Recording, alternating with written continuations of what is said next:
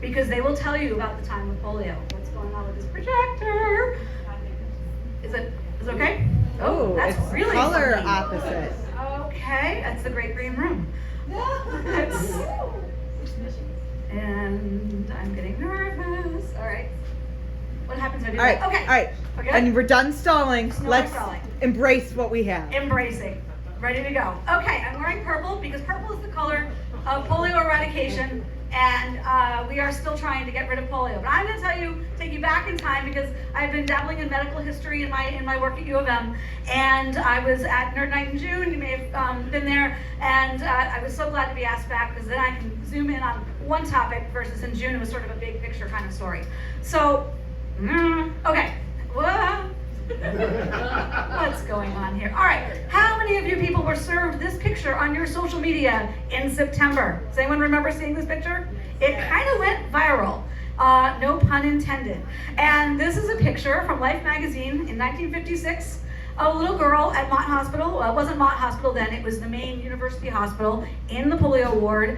And this picture, I don't know who first posted it, but it went like wildfire. And this is a little girl with a chest respirator on, enjoying some little ducklings that had been brought to the polio ward to entertain the children, as one does. I'm sure our infection control people were cringing when they saw this. But this went viral just around the time that the reconstituted vaccine advisory panel to the CDC was about to meet, mainly made up of people who are not in favor of vaccines. So I think the timing of this was perfect, and it made me think, you know what, this would be a great topic to bring to this group. So first, let's go deeper on polio itself. So we talked about virus replication. It's an RNA virus. It replicates in the digestive tract. And when fecal material gets out of one person and somehow into the mouth of another, and that's maybe through water or food, that's how it spreads. It's really contagious if you're not vaccinated, which of course nobody was in the 50s, early 50s. But there are two kinds of vaccine you may have heard of, the Salk vaccine and the Sabin vaccine. One, the Salk, is a completely killed, inactivated, dead virus, although if it's not alive, I guess it can't be dead. It's inactivated, how about that? The weakened vaccine is the Sabin vaccine, and that's given orally, like on a sugar cube or drops that are dropped into a kid's mouth. And so those are two kinds of vaccines. And right now in the US, about 92% of kindergartners are vaccinated against polio. That sounds great. No, it's down. It's down from 95% in the last decade, especially since COVID. There are some states doing better. This is about Michigan's rate as well. And worldwide, it's actually down, the cases are down 99% since 1988. We have done a great job worldwide of getting kids vaccinated and making sure that we eradicate it wherever we can, because it's in the soil, it's in water. And so you need to vaccinate as many people as possible to keep it from spreading. But it is still endemic in Pakistan and Afghanistan. And then when people get the Sabin vaccine, sometimes that weakened vaccine virus wakes up and causes polio in the person who is vaccinated, and they can even sometimes spread it to other people in small clusters. Doesn't go big because hopefully people are vaccinated, right? But this vaccine that has a weakened virus can wake up, if you want to call it that. So that's something to think about. Now, we also have no cure. There is no antiviral that will kill polio and cure a person who has it. So unlike the flu, with Tamiflu, if you get it fast enough. So here's some real quick stats. Back before mass vaccination, or in areas where there is not mass vaccination, out of every 100 people who get infected, most people do not get major symptoms. In fact, they may not even feel much of anything. But then about 20 of them will get flu-like symptoms. And, not fun, but you rest and you go back to your life. But it's those 5 folks who start getting some more serious effects. The virus can basically start to infect and kill the nerves that support your muscles, whether that's in your legs or the diaphragm and things that support your breathing, or the part of the brainstem that basically tells you, hey, breathe every once in a while, please. And so the idea that you can have this virus in some very nasty places that can cause some very, very serious effects. So let's say you were infected as a child, and I'm going to tell you, go talk to your 70 and 80-year-old relatives and neighbors and ask them if they had polio, or if they knew that they had polio, or if they knew somebody who did. Because all of those folks who were infected before mass vaccination are now vulnerable to the late effects of polio. Later in life, 30, 40, 50 years after having polio, even a relatively mild case, many of them are at risk of developing fatigue, muscle weakness, and paralysis late in life. Even if they have been living a relatively healthy life and very active, they all of a sudden find themselves newly disabled or weakened by this virus long after they had it. So it's sort of like the shingles situation where in that case, though, the virus is hanging out in the nerve fibers and causes a whole different kind of thing than it did when you first had chickenpox. I had chickenpox. I got my shingles vaccine the instant I was eligible. But the idea with polio is it's more like you had a lot of nerve fibers that have been weakened and are dying back, and the muscles aren't as well controlled. So that's something people don't know about polio. So I'm going to talk to you about polio history at U of M. This first one is a little bit of a conjecture, but bear with me. So back in 1865, Corydon Ford was one of the first medical professors at U of M.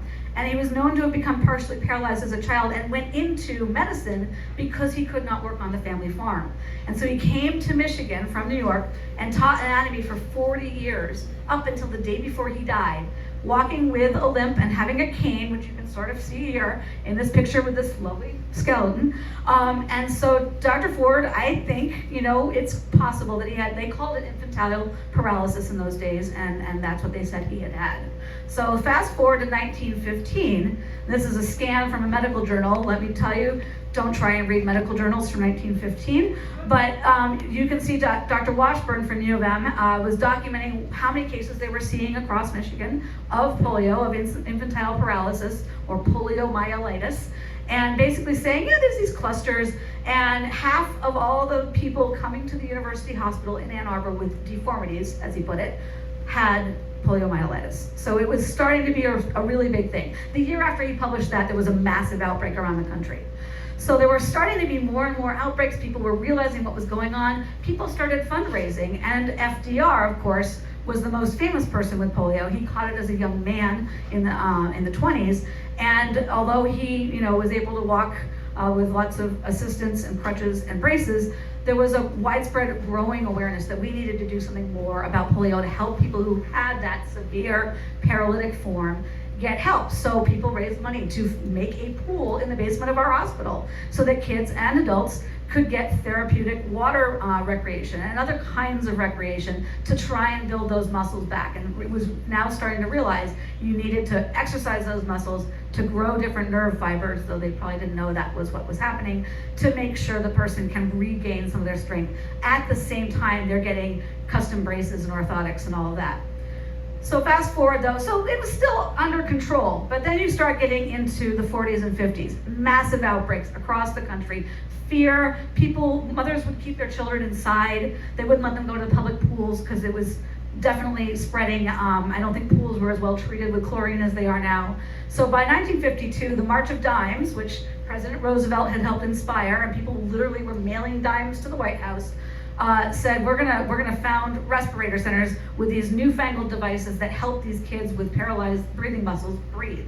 So he's wearing a chest respirator in our respirator center, started with 8 beds, kept growing, and we also had an acute ward, but this was a really specialized center. It was one of the first 3 in the country of its kind, and everybody knows about the iron lung, right? People have seen pictures. How many have not seen an iron lung picture before? So everybody's seen, okay. So the iron lung is basically a big tank. You lie down in it, and it helps you breathe. It does the work of the muscles that usually make your lungs push air out and bring air in. And so the idea of living life lying down in a tank, unable to breathe on your own, unable to use your hands, looking at a mirror to see anybody, or maybe a book that would be held up so you could read it. This is President Harlan Hatcher of U of M visiting our polio ward. And actually, Dr. Wilson, who oversaw that ward, didn't like iron lungs.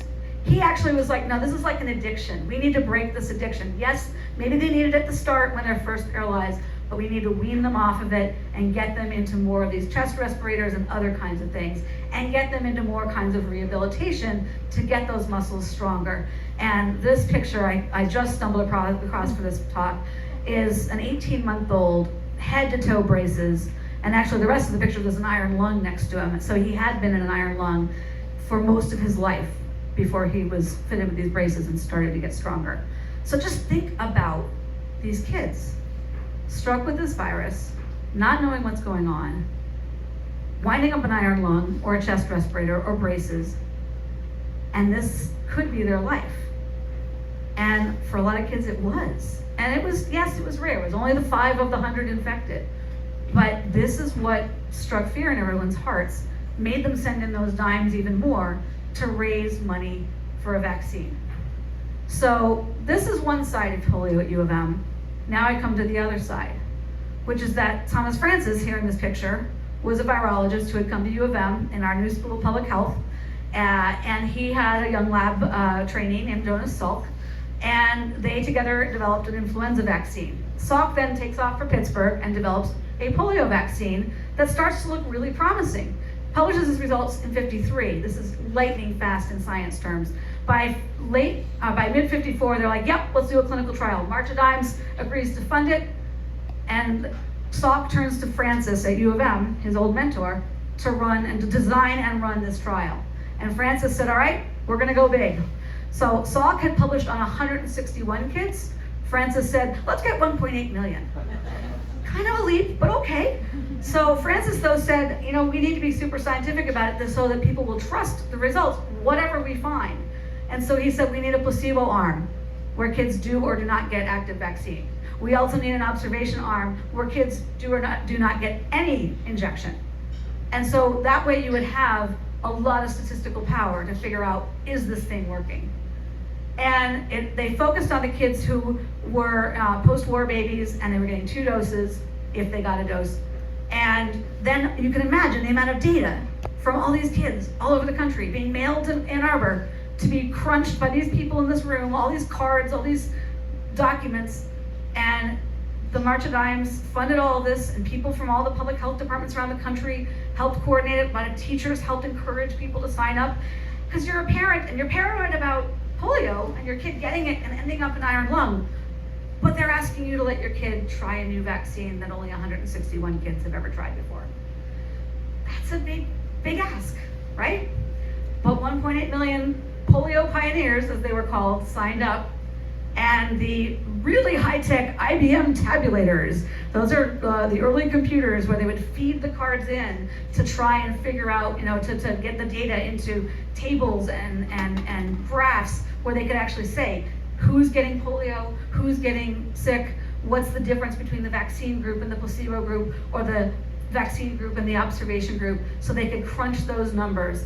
And basically our Institute for Social Research and the forerunner of our IT department were heavily involved. So the School of Public Health absolutely deserves credit for this because of Dr. Francis, but it was a massive effort across the U of M campus. They took over a whole building for it. And then on April 12th, 1955, there was a massive gathering of scientists and reporters at the Rackham Auditorium, and they declared this was safe and effective and potent.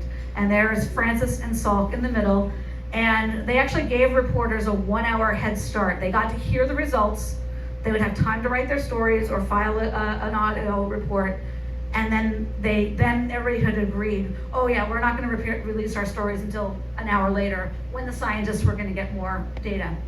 Well, NBC kind of broke that agreement and went on the air right away. This was huge, look at the size of the headline. This is just our Ann Arbor news, and you can imagine around the country, people were weeping in the streets with relief that this was happening, that we had a vaccine against polio.